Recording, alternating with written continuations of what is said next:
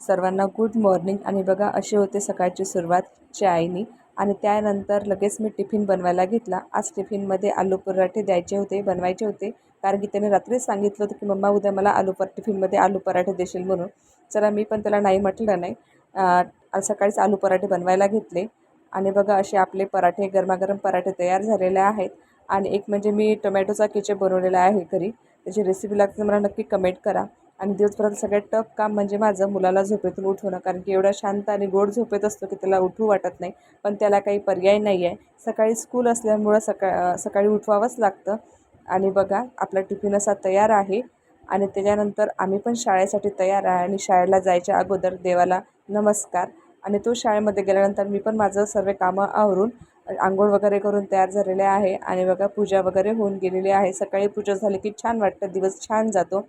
आणि आज अशी होती आजची सकाळ. सगळ्यांना बाय.